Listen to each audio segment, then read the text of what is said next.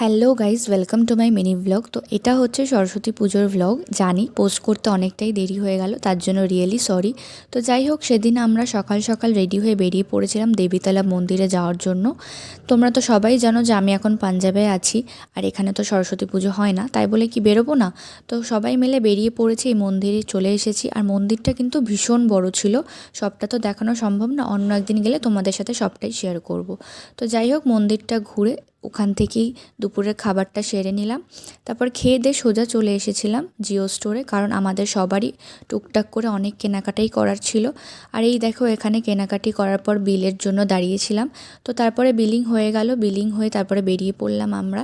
তারপরে আমরা চলে গেছিলাম অন্য একটা জায়গায় পুজো দেখতে, কারণ সেখানে আমরা শুনতে পেলাম যে বাঙালিরা মিলে একটা সরস্বতী পুজো করেছিল। তো সেটা তো দেখতে যেতেই হবে। যাই হোক, দেখে টেকে সোজা চলে এসেছি একটা রেস্টুরেন্টে রাতের খাওয়া দাওয়া করতে। ওখান থেকে খাওয়া দাওয়া সেরে তো চলে এসেছি কলেজে। তো এই ছিল আজকের মিনি ব্লগ। কেমন লাগলো জানিও। তোমাদের সাথে দেখা হবে নেক্সট মিনি ব্লগে। Bye bye.